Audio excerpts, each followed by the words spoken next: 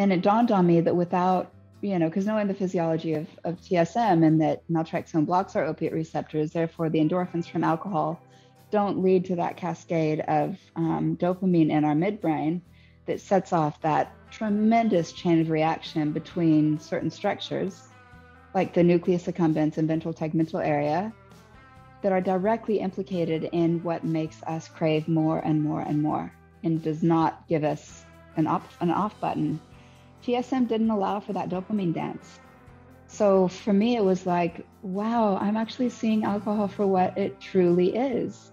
All right. Well, welcome everybody. This is Katie, and I have with me today a special guest. I have with me Hannah, and many people in the Sinclair Method community may already know Hannah, but for those people that don't know you, I just want to say thank you, first of all, for taking time to speak with me, and want to ask you, Hannah, if you would just to give us a little introduction about yourself and, perhaps your history with alcohol and what it is that ultimately led you to the Sinclair Method. Why don't we start there? Yeah, well, that's a meandering and long path, as it is for a lot of people. For me, alcohol from the gate, from the very first consumption when I was probably 14 or so, I'll never forget that moment. I had a shot of gin was what it was for some reason. And my first feelings with it were, now I understand why my father drank, because I was observing his behaviors, but not understanding why. But when I experienced it, it was a very visceral understanding of no wonder why he drinks. And then I immediately wanted more, which in hindsight is pretty telling. With the brain primed to be predisposed to glom onto alcohol, AUD.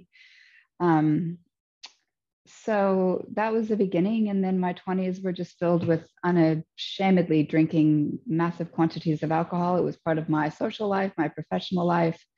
And then I moved overseas in 2006.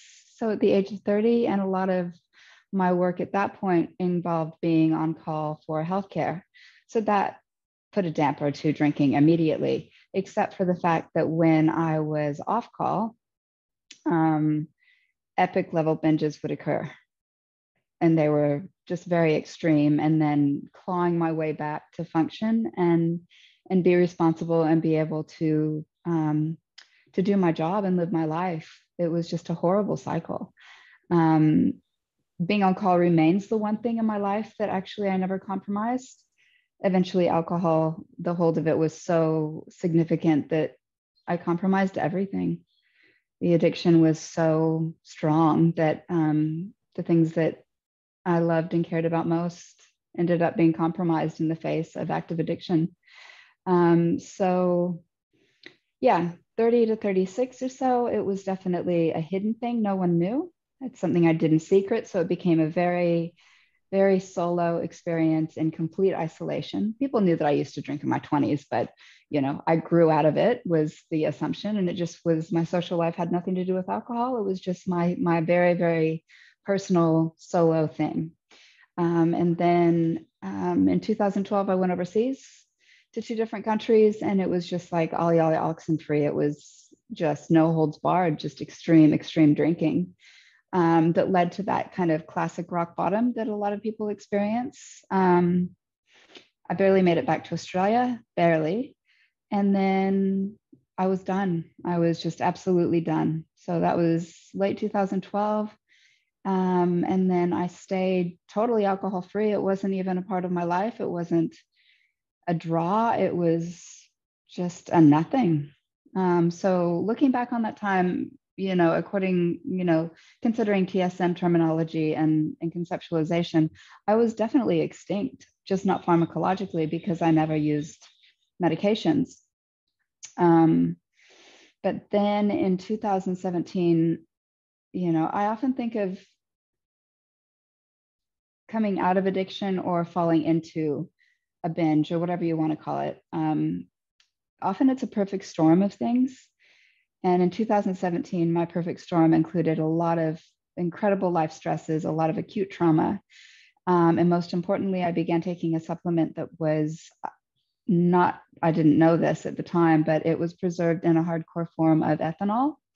It wasn't just cheap vodka, it was kind of something akin to moonshine. And it got into my physiology so fast.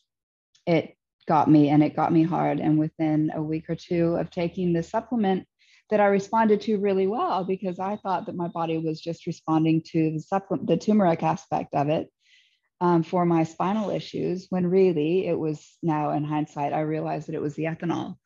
And I was just, it was mind blowing how quickly it got into my brain chemistry and how quickly the lack of capacity to not drink it consumed my life. And this was after how many years of sobriety again?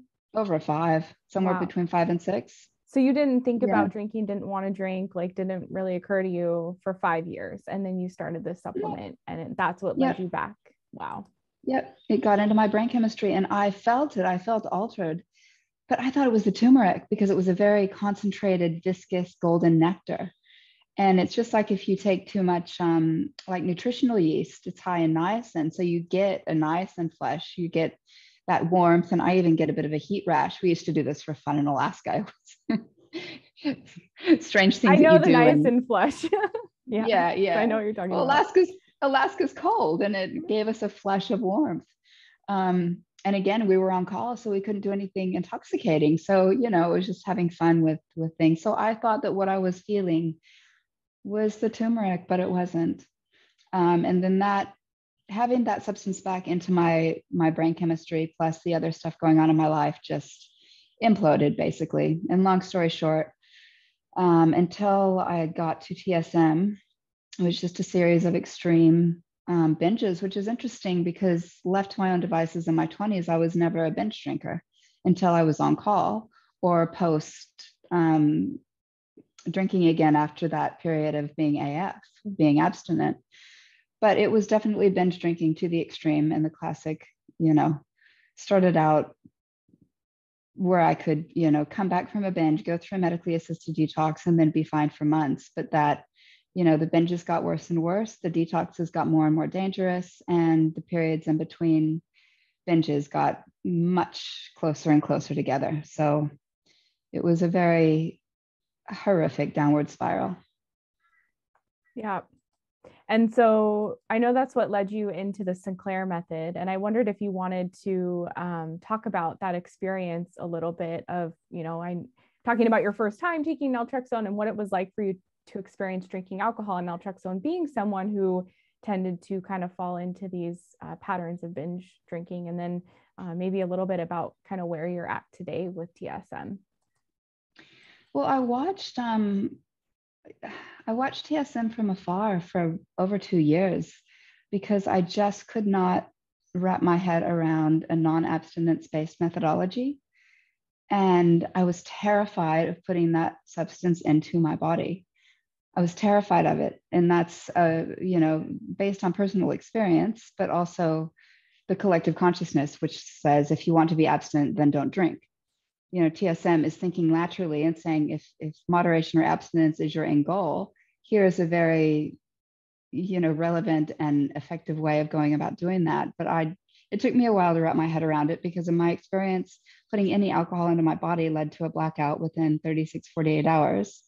At one point, I was so physically addicted, I ended up going unconscious, of which I have no recollection of. And I was found still seizing alone at home about 4 to 8 hours later, and then went into severe DTs once I arrived at the hospital. I was then put into an induced coma for about 5 days. I remember none of this. I just remember regaining consciousness with all 4 limbs restrained to the bed and a ventilator tube down my throat with no concept of where I was, what had happened, what my name was. It was horrific, and to have a body that was that physically dependent on alcohol that it literally could not function without a certain level in my bloodstream. did make me very curious about TSM, but also very scared to put alcohol back into my body. But eventually, again, as that pattern of binges were just getting worse and worse and worse and harder to come back from, and more destruction, the level of destruction and pain to the few people left in my life who actually cared, it was just unfathomable. So it was a last resort, as it is for a lot of people. And I started in May of 2021. And it was actually 11 or so days after a medically assisted detox. So even then, and detoxes are hell, yet still within less than 2 weeks, the desire was there again. And I thought, I'm already craving, and it's already becoming kind of impossible to ignore because these things they gain strength. And I just thought, it's now or never. I can't risk another binge. So my first extinction session was a real eye opener. It was extremely powerful. I was a fast responder for sure. I took the full 50 milligrams on an empty stomach, which I don't recommend. I just happened to not have any issues. And then I had a drink, I had a drink an hour or so later. And it was one of the things that benefited me was that I had had a really good day.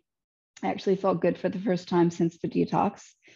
And was regaining my strength and mental clarity. And then to have naltrexone and then alcohol on top of it, I was totally alone. So I was able to really focus on what I was feeling.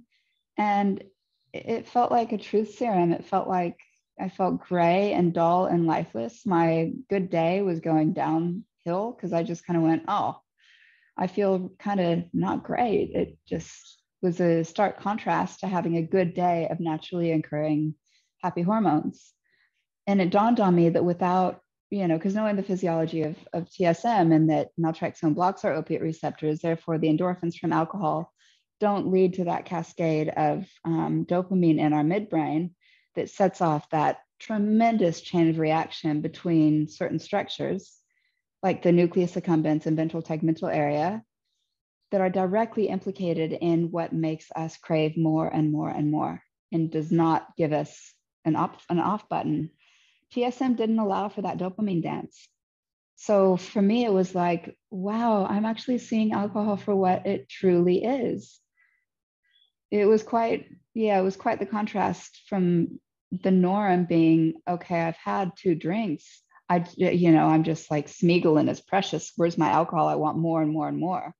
It wasn't that at all. It was like, oh, okay, well, that's just what it is. And then in subsequent extinction sessions, I didn't feel that quite so extreme, but what I did feel was ultimately what I wanted was to change the way that I felt. That's why I still craved alcohol. I'd ceased having euphoria or the buzz or going out partying, and none of that was kind of my thing at all. It was just to de-stress, to deal with some, sometimes some pretty intense central nervous system dysregulation from pretty acute recent traumas that just throw me into a tizzy. It's relief. It's changing the way I felt through just relief. Not necessarily numbing, but just taking the edges off. And also being met in my own little world that was private and secretive in mine. So what I found in subsequent sessions was that extinction sessions still offered me that. It's just that it had an expiry time on it. It didn't need to go on for 8 hours or 2 weeks or a month. It was, I remember one night in particular, great plate of food after a very long and productive day, and a half bottle of red wine. So 2 glasses, 4-ish standard drinks. And one time I kind of finished that and I thought, oh, I want exactly the same again. I wasn't totally satiated, but it was just a niggle. It was just a gluttony of that was good, so a little bit more will be better. Yeah. But and I could have created it. I could have done it, but there was no need to. It was just that sort of olfactory desire of, wow, this is really good. But even then it wasn't, I want to get more alcohol into my system to get more blitzed and buzzed and unconscious. It really was just, I was, truly enjoying myself. So, I think for me, I could enjoy an extinction session, but the off switch was still there, which was absolutely a lifesaver. Absolutely. Yeah. And you are someone I've learned a lot from you over the course of the last year or so that I've known you, because you're so knowledgeable because of your personal experience and the work you've done with others as well, working with people who are physically addicted to alcohol and may have concerns of withdrawal if they reduce too quickly or go abstinent, or people who may require a physical detox like you've gone through. So I wondered if you wanted to speak to that as someone who's gone through that experience multiple times and kind of returned to TSM after that, and what you might say to people who are in that place, watching this video, if they're physically dependent on alcohol. In your opinion, is TSM a good option for them? What might you say is like a best practice or a caution, or, just anything you want to share for people who are in that state right now? Yeah, for sure. I mean, that's a big part of my work at the moment, actually, is helping people who are in the trenches, as I say, who need support, they need help, they need information, they need assistance in accessing a lot of things, because your mind at that stage just isn't really that functional more often than not. So in regards to TSM, it can be a phenomenally effective way to help taper down and moderate and get back into a safe zone. Um, that's the beauty of TSM. It's self-limiting in more ways than not. I think some other things to consider in terms of safety are, depending on the level of physical dependence. I mean, I seized while I was tapering down, so it's not like I went cold turkey. That's just a recipe for disaster more often than not. Um, but even tapering down too quickly can be incredibly dangerous. And if TSM is often so effective for people that they actually might not drink as much as their body needs to stay safe from severe withdrawals. So again, it's all individual, and there are so many factors to take into account and consider. But that's certainly a huge one, is keeping keeping a safe level of alcohol in your bloodstream while slowly tapering. And TSM may or may not be a methodology that can support that. If it is, great, but if it isn't, then other avenues in terms of safety might be a better option. Sometimes also what can happen is that people do experience side effects from naltrexone. And if that happens, then they might not be able to stomach keeping enough alcohol in their body to stay safe. So that's another huge consideration. And one hidden benefit that I found from being medically detoxed and having, it wasn't that long, but it was over a week of alcohol-free days and nights and living, is that there was a clarity in that I wouldn't have had if I was still drinking on a daily basis. So I think that contributed to that experience of having that true serum effect, because I was finally feeling good and I was finally experiencing my neurotransmitters actually coming back to life and functioning in a way independent of alcohol, yet still bringing me pleasure. So that was a real gift, to go from clarity to perceiving what an extinction session, what drinking with naltrexone on board truly can feel like. And everybody's experience is going to be different. But chances are, if you begin with clarity, you'll have a better chance of a change of perception of drinking with naltrexone, of what TSM has to offer. Yeah, absolutely. I've known a handful of people, including yourself, who have kind of, in a sense, through their own personal experience, recommended, maybe a medical detox and then starting TSM for the reasons that you just described. So that's really interesting to hear. So, if someone doesn't, because I know, people can obviously have aversion to doing a medical detox for various reasons. So if someone doesn't want to do that. And of course, you're not a medical professional, but like, I'm just thinking of people that are watching today, because I get a lot of comments, and just over the years, I know people who have been in that place and they're drinking around the clock, and maybe they're drinking hard liquor, and they've asked me that question. And so like, if they're ready to start TSM, but they don't want to go to medical detox, like what might you say to those people? Educate, talk to people, talk to another person, get as many opinions and experiences as you can. I started a Facebook page out of frustration, to be honest, because I was hearing and reading a lot of dangerous information and a lack of quality resources. So I started a Facebook page specifically for alcohol withdrawal seizures and detox, delirium tremens. The severe, TSM is fantastic for mild to potentially moderate dependence. But if you get into the moderate to severe dependence level of things, which when you suffer a certain collection of withdrawal symptoms when you don't have enough alcohol in your system. And again, I have a risk assessment tool on that page that's really quite helpful and quite accurate from what I've seen. Only you can really judge, I mean, I've been blown off by the medical community when I know that I am hours away from seizing. I know the signs. And I know that within my own physiology, I go downhill. I seize less than 12 hours after my last drink.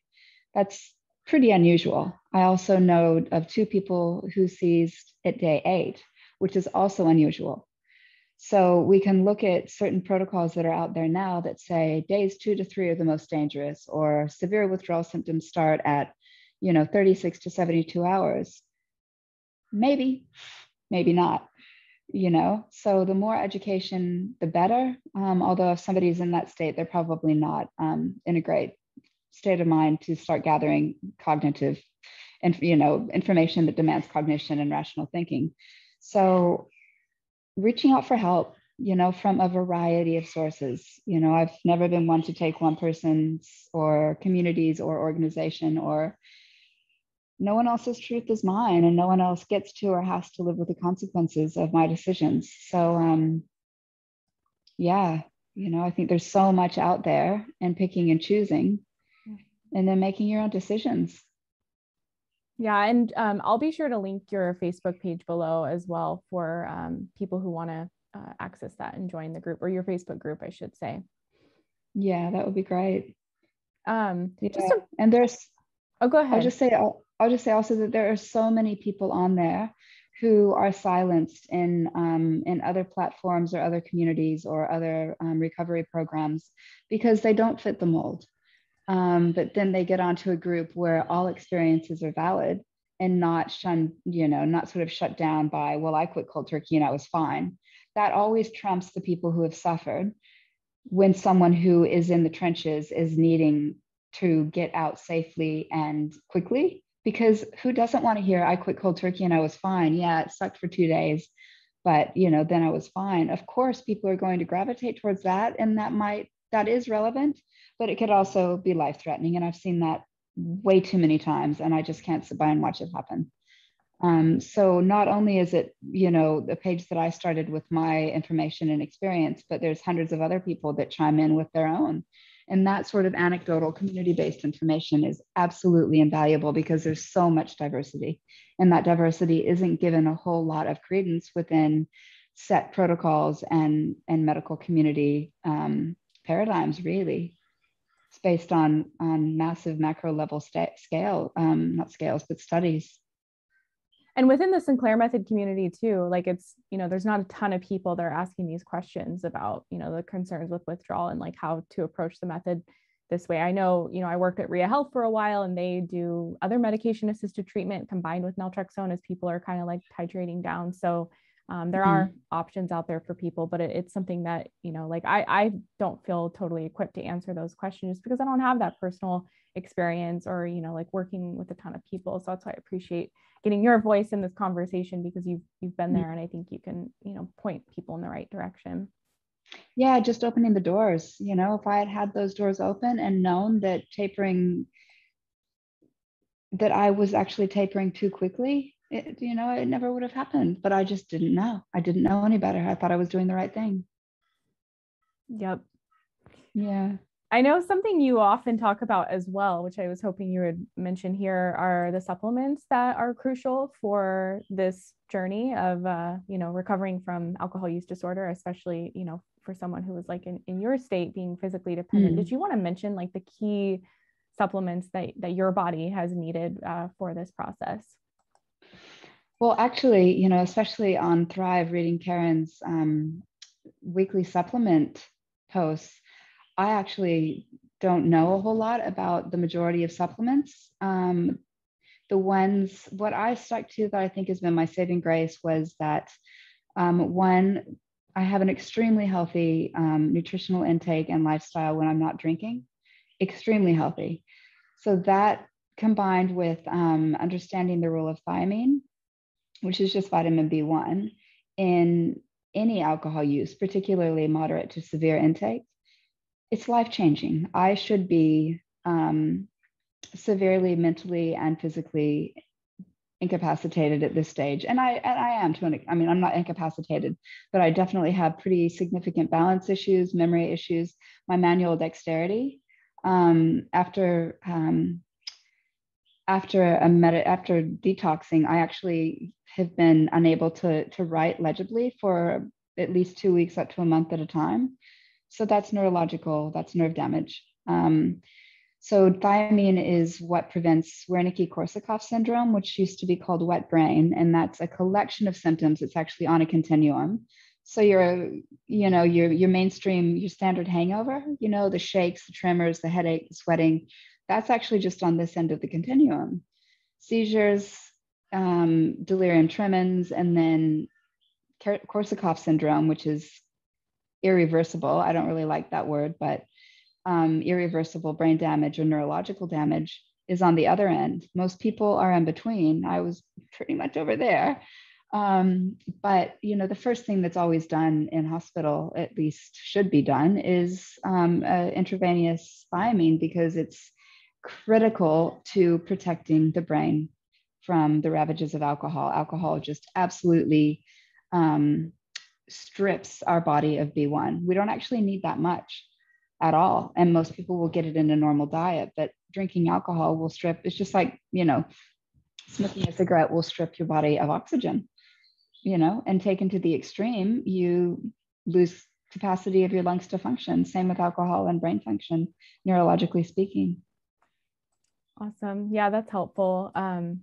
Yeah, thank you for that. And there's something, as you mentioned when we were first talking before I started recording, about how intellectualizing alcohol use disorder has really helped you see this whole experience from a different perspective. And I know you're super learned and you've read, a lot of books on this just to really understand more of what's going on inside of the brain when someone has alcohol use disorder. So did you want to talk a little bit about how that has helped you and how it's been a part of your recovery and healing journey? Yes, me and my official armchair scientist status. Yes. Own it, own it. Oh, I do exactly. And I own it because it has helped so much. And I know that this isn't everybody's way, the glossy eyes that I get from certain people. It's not uncommon. So then I know to reel it in. But for me, the penny has dropped so many times when I realized, after crippling guilt and shame and just literally physically crumbling over the weight of, what the hell am I doing? What is so wrong with me that, who goes back to drinking after they've been in a coma from withdrawal seizures? Who does that? The mind boggles. So for me, understanding the mechanisms of what happens before you even take the first drink, we've got all these disease models, historically speaking, the moral failing or spiritual malady model of the 1930s. And then that gave way to the choice model, which didn't even gain much ground, because by then we had enough science to realize that the capacity for choice, even before alcohol is consumed, is greatly diminished because of the way the brain functions.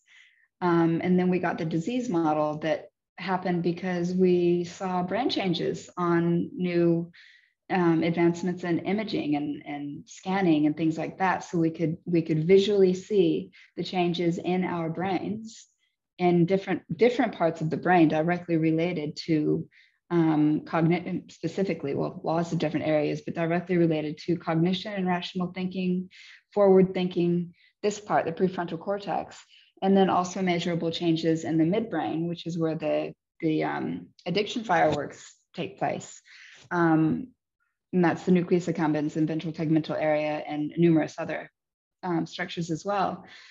But to understand that when the mind starts going down that path, and we all know when that happens. Sometimes it's right outside the bottle shop, and you just have that mental emotional, psychological blankness of, oh, I can have one drink. That's fine. I'll just have a drink. And then, 2 days later, and a couple bottles down this drain, you realize it wasn't a good idea, and you know that it's not a good idea. So how did that happen? And so for me to realize the mechanisms of how this part of the brain that keeps us from going for that lowest hanging fruit, which is a biological imperative. We all have lives, we all have stresses, we all have whatever, and going for that immediate panacea to a stressful situation or emotion or reality, and we're all living in it these days, especially. Why wouldn't we go to that immediate panacea that we know within a few drinks will offer relief almost immediately? And then you bring in acute or significant trauma, and it's a whole different ballpark. But ultimately, learning that is a reality, and that process takes ration and logic and forward thinking offline, and enables that midbrain to be in action, which is the motivation center and the reward center. And this isn't just, I want to drink, I'm motivated to drink because I get buzzed. This is primal. This is, I need to go and run across that field and get that food, or myself and the rest of my clan won't survive. It's firmly entrenched in survival. So it's actually our brains doing exactly what they're built to do.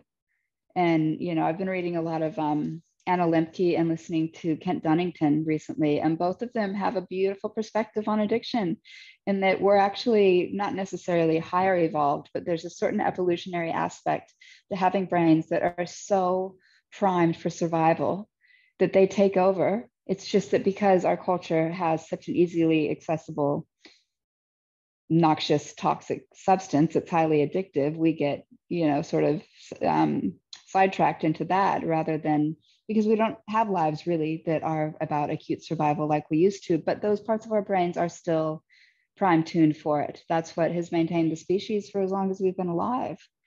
So when I sort of put all that together, it really helped me to realize that it's not a matter of morality, spirit, ethics, integrity. I still have all of those traits. Every single person still has all of those traits. It's just throwing in the process of a certain substance and a brain that's primed to respond to it in disordered ways. That's where we get into trouble. It's the substance and our disordered brain chemistry. It doesn't necessarily make it a disease, because how do you cure a disease? You kind of can't. You just have to live with it. I see it very much, thanks especially to the work of Mark Lewis, who just was a real turning point for me. As he says, disordered brain chemistry does not equal disease. Disordered brain chemistry, especially, when you look at the Sinclair Method in terms of what we call accelerated chemical learning in the brain, that's so true. Those are the neural pathways formed by active addiction. We can also extinguish those pathways through the use of TSM and rebuild neural pathways that are not built on an external substance or behavior of any kind. They're built, well, problematic behavior, I should say. They're rebuilt on our own behaviors, our own habitual patterns that lead to increased happy hormones that are coming directly from our own neurochemistry. And that is powerful. And that's better than any substance I've ever had. It's not immediate necessarily. And I still struggle to get out the door and go on a trail run, even though I know how much joy it will bring me and what it does in the long term. But again, that biological imperative to go for that lowest hanging fruit, it's strong. But we do have these things now. And when they're not offline and not hijacked by alcohol, we do have these brains that can think forward and think of the repercussions and change the course of action, which means, and this was always my downfall, actually taking naltrexone before drinking. It was a massive downfall for me. Yeah. That's like super helpful. And I like that you said the hijack, because for me, that's the simplest way to put it. It's like your brain is essentially hijacked by alcohol, and we're equating it to this survival need. And so, people often are confused when they write to me and they first learn about TSM, and they're like, it's not logical. Like, just like you said, it's like, why am I doing this? Like, I know where it's going to lead, but why do I keep doing it? But like you so eloquently described, it's like our, you know, certain part of our brain is thinking, I need this right now to survive. And then, you know, all logic goes offline.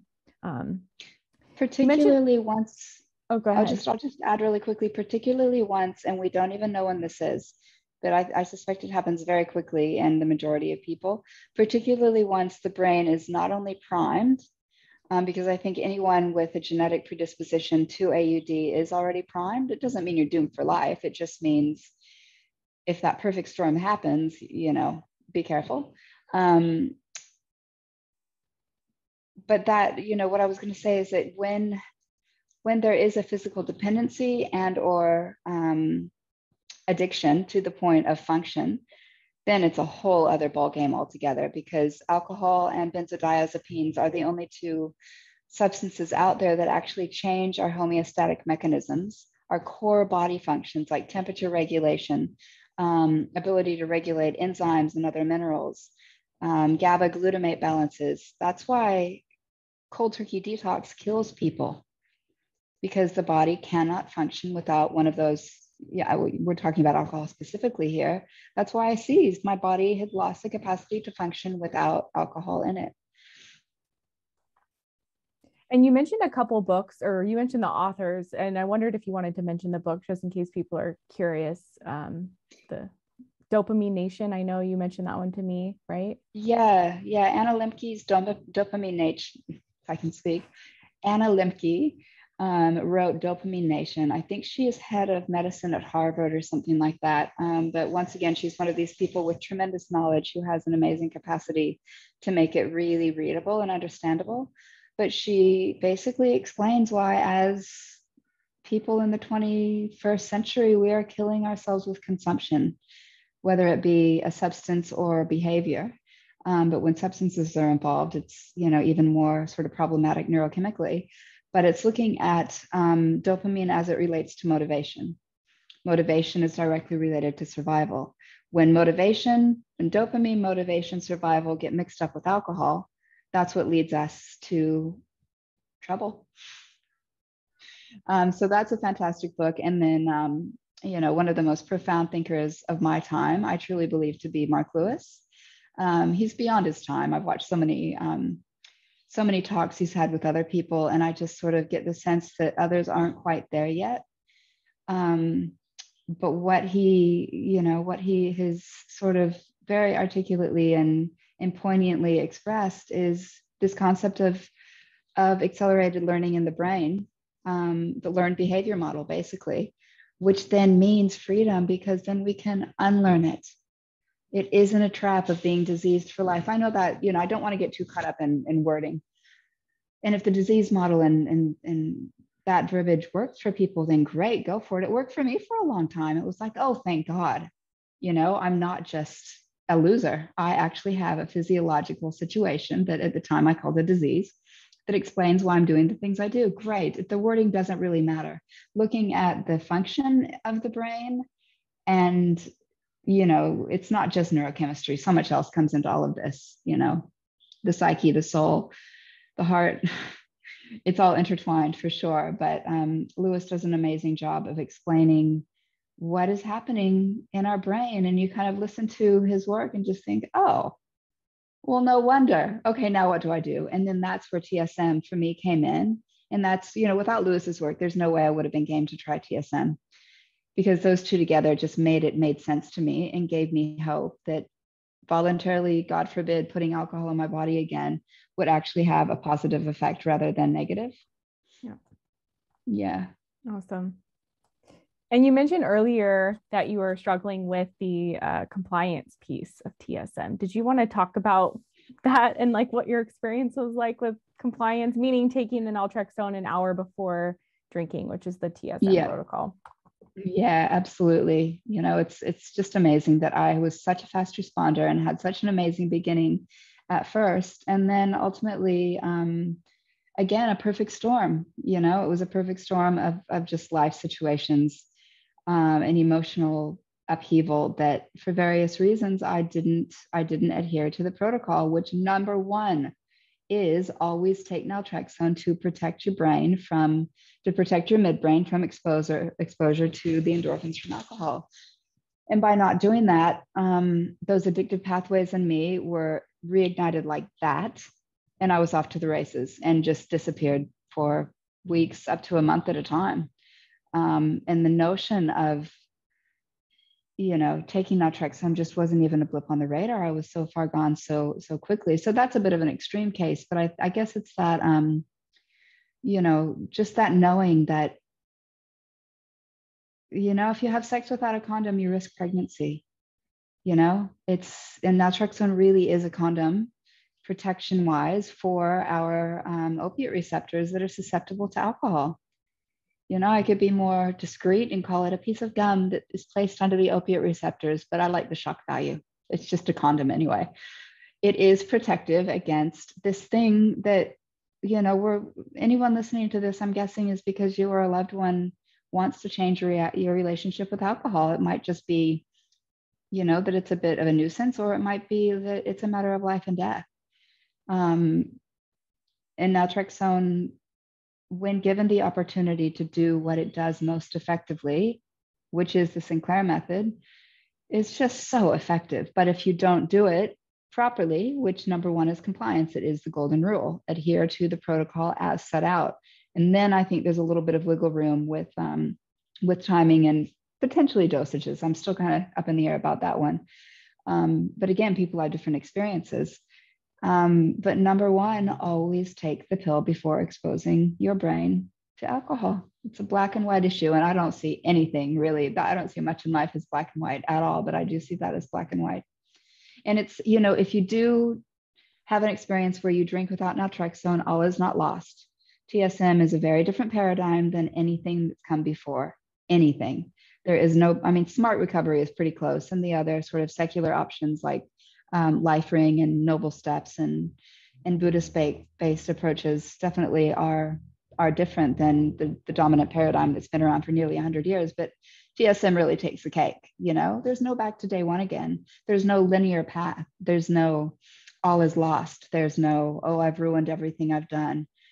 There's none of that. It's just you pick up where you've left off, learn from where you went off path, and keep going.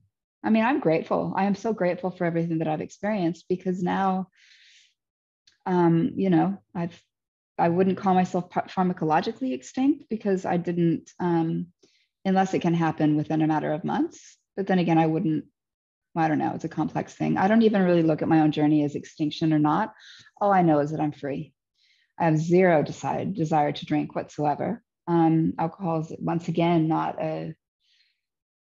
it's just a nothing entity to me. There's no craving for it and there's no aversion to it. It just has no relevance in my life anymore. I think Claudia said it just doesn't add anything. And for me, it wouldn't add anything. It would actually actively take away. And I wouldn't have that without TSM, and I wouldn't have that with the lows that I reached, especially the last ones that I probably will never talk about because they were so low. And those are mine. Those are mine to keep, because they're just incredible reminders of what my potential with alcohol is. And that's where I never want to go back to. And if I do decide to drink again, I can. It just has to be with the protection of naltrexone. Easy.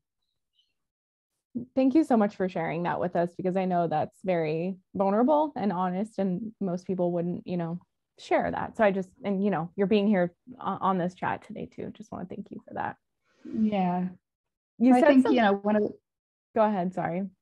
I was just going to say, one of the benefits of having gone so far down and lost so much, and the humiliation and the collateral damage, and one of the benefits of that is that now that I'm standing strong and I'm back in my integrity and I'm back in my balance and I'm back in my humility, I don't have much to lose in terms of transparency with my TSM journey. I'm very discerning and I'm very careful, because it is a soft spot for sure. But ultimately, I've grown from it. So, there's that as well. And you can use it to help others, because I know that you will, because you've been to the depths, and you've explored all of the different paths that people can take. So it's only going to benefit others. And I know you're already doing that in the work that you're doing now, which we'll talk about in just a second. Before we start to wrap up, you said something earlier, and I was just thinking, because I see this a lot with people who are experiencing alcohol use disorder, and that's the kind of pattern we might have around the type of drinker who likes to drink home alone, kind of curtains closed, like nobody tell me how much I can drink or when I can drink, I'm going to do what I want to do. And I'm just curious, with your knowledge and all the research you've done, what is it that causes someone to, if you have like gained insight into this, what is it though that causes someone to, fall into that pattern of kind of like drinking by themselves at home? And it's our own, like you said it, like it's your own little world, and like, nobody can come into that, like, because, and I'm asking this because I think sometimes that can feed into, lack of response to TSM or lack of compliance with TSM, or just people not seeing the results that they wanted, because it has been this like kind of escape, and alcohol has been this comfort blanket for years or decades. And so to kind of break out of that and like maybe recreate that in a more healthful way without alcohol or with less alcohol can be a challenging transition for people. So I'm just curious if you have any insights on that whole phenomena that happens with people who have alcohol use disorder and tend to be kind of home alone style binge drinkers. Yeah, I mean, I think ultimately at the core, it all stems from the same place, and that's isolation, and I think I know I personally can be isolated in the presence of an entire, I remember doing a 10-day Goenka-based Vipassana course, which is 10 days in silence, no pen, no paper. You spend 10 hours a day meditating for an hour at a time. It's rather extreme. It's also one of the best things I've ever done in my life. But you don't speak, you don't engage, you don't make eye contact, generally speaking, but you're always together. So it's like total isolation in the presence of others. And I found that quite beautiful, actually. But then, isolation in a daily context, when you're going about your life, your job, your family, your responsibilities, your home, your, yada, yada, yada, blend in someone who's struggling with alcohol and the role it's playing in their life. And it tends to be more alienated than connecting. So you can connect with people if you're out drinking together, but then if your drinking wants to go a different path and their drinking wants to go that path, well, that connection is diminished. So then what's the only other option? Find other drinking buddies who want to, drink like you do, but I don't really see that happening very often. What I do see is people go from social drinking to drinking alone. And for me personally, I never drank to numb out. I've never really related to that so much. I've consumed alcohol to take the edge off the terror and the panic and the flashbacks and the just tremendous level of I'm going to implode if something doesn't change. But ultimately it was drinking to feel met, even though who's meeting me? It's not a being, it's an entity. It's being able to go to the depths of my own suffering and my own joy, because, sometimes, I don't know, that's a bit of a hard one to explain, but it just enabled me to let down in my body and my spirit and my mind, and be physically isolated. No one could see me. No one could come and surprise me. And I had alcohol to put me in a state of mind that wasn't concerned about anything other than drinking more alcohol, which is a recipe for disaster. But again, even people who don't have any interest in drinking alone, and that's actually a safe zone for them because they don't want to drink, I'm guessing that it still goes back to isolation. And based on my 20s, which was drinking with my core group for 6 years, and we drank so much. You know who you are if you're watching this. It was so extreme, but it connected us, and we talked about that. We are connected only through alcohol. We should go out sometime and not drink. And the whole idea was just really weird. But even then, it was connecting through alcohol to lessen isolation. So even I would guess that people who do socially drink, and that's really hard to change or give up, that's a tough one. And I really feel for people, because personally, my social life doesn't involve alcohol whatsoever. So I get to be around other humans and be around other heartbeats and be around other souls, but it has nothing to do with alcohol. So how has that been as a transition for you being alcohol free now? Like, do you have those periods where you are able to kind of take the edge off or whatever in ways that are, more conducive to your health and well-being, or how has that transition been for you? Oh, that's a pivotal part. I think there's some debate within the TSM community on, you know, all Sinclair's research concluded was the science and the science of the neurochemistry of TSM extinction sessions. Absolutely. Yet there's more. Maybe there doesn't have to be for some people, and that's great, but I've yet to really see that happen very often at all. Usually people, if they don't need more, then they actually want more, because that's what changed relationships with alcohol offers us. It's like it leaves a void. Oh, okay, well, actually, I'm happy with not drinking so much, but what do I do now? And then you're left with, well, what do I like to do, because alcohol is so consuming. So um, finding things that truly bring you joy. And often people use the idea of, what did you enjoy doing as a kid, that didn't involve mind altering substances. And for me, that's exactly what I've gone back to. Working with horses, I work with horses therapeutically. So I facilitate group and individual programs with a herd of 12 horses, and then some random dogs here and there that I work with. And then trail running, endurance trail running, is also a total passion of mine. And both those two things involve engagement with other beings. Well, the animals do. Trail running, I do alone. Trail running involves engagement with me when I'm not only totally sober, totally substance free, but I'm altered. You get on to X amount of kilometers, and trust me, you are altered. Every emotion comes out, and it comes out in the psyche and in the body. So I get to work through that mind body connection. I burst into tears on whatever kilometer, and then I realize that my posture is like this or something. So it really works on things on a level that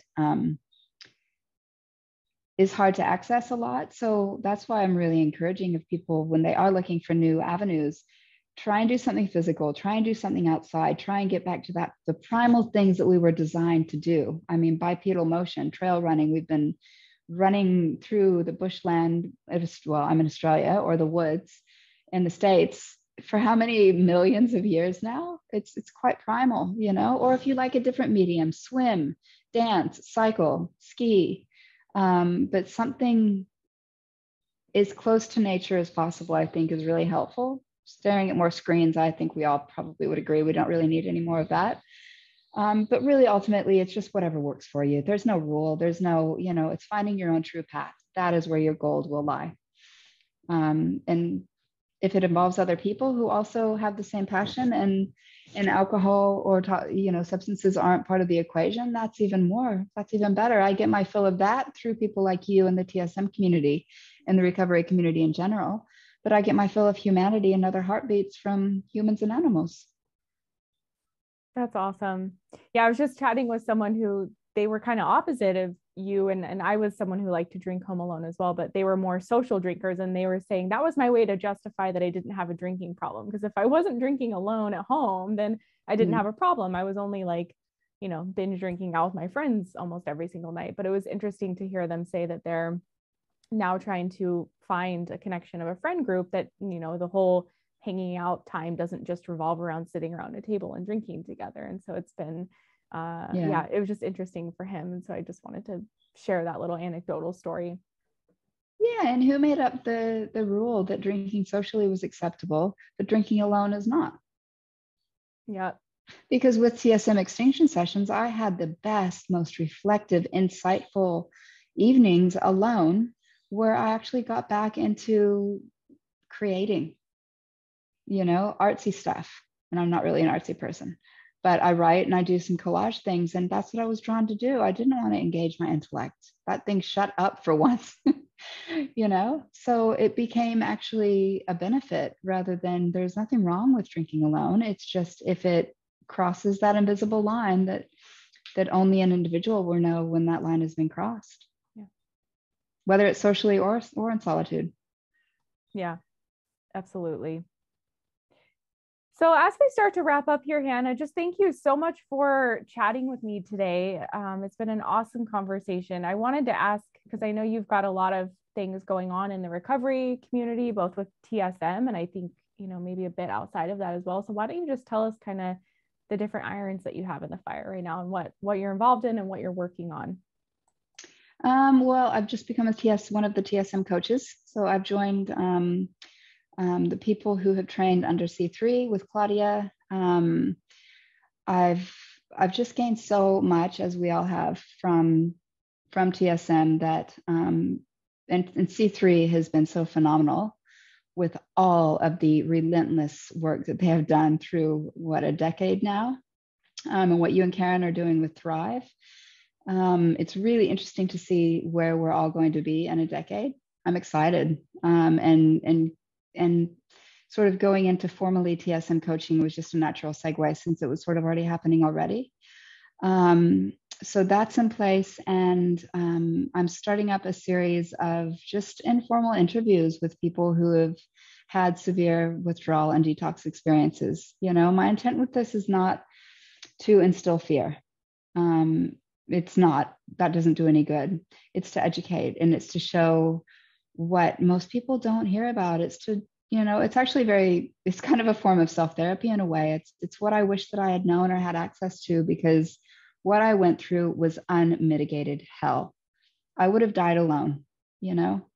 What my family and friends went through was hell.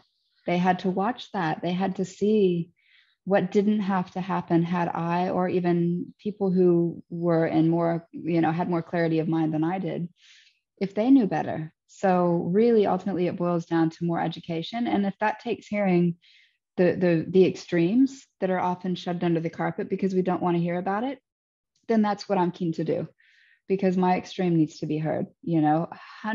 Easily already 100 other extremes that I've heard personally accounts of. Those stories need to be heard in order for other people to have a well-rounded idea of their cousin Joe who stopped cold turkey after drinking a ridiculous amount and was fine, and this person who drank twice as much or less or half as much and tapered down and wasn't fine, because there's no way of knowing. That's the most heartbreaking thing. There's no way of knowing how someone will respond to TSM, whether it'll be like me, a fast responder, or if someone will experience severe withdrawal or not, if they are physically dependent. So we need all the information, all the resources, clinically, clinical research wise, and anecdotal as well. I think both are equally valid. Yes, I also, as you probably know, love to tell the stories and give those anecdotal examples of people through the Sinclair Method, because there's so much wisdom in the personal experience that you can't glean from a clinical research paper, or even someone like myself who's really knowledgeable and a coach. It's like I don't have everything. And so I love to tell people stories like I'm telling yours today, because I know that people watching for years to come will get something out of it and be able to relate to everything you're sharing. So thank you for that. Is there anything else you wanted to say or share that you didn't have a chance to as we wrap up the conversation? No, not really. Just for anybody out there who's not in the place that they want to be, just keep going. Just keep going, keep trying, keep looking sideways, keep looking up, keep looking behind you, keep looking the other direction, keep looking at options. If TSM is the path that you've chosen, just make sure that you adhere to, at the very least, taking Naltrexone before you drink every single time. And that opens up everything. Then you can expand. Then you can go to that, second tiered approach of not only extinguishing those pathways, but rebuilding new ones. And the more you do both at the same time, the easier it'll be. And the more you gain from it, like even if I didn't have to be doing, well, I don't feel like I have to be doing the things that I do to rebuild non-addictive pathways. They just feel good. Exactly. Yeah, but just don't give up hope. There is always hope. Absolutely, there is. And just so you all know, we'll link Hannah's Facebook group below and any other information as well.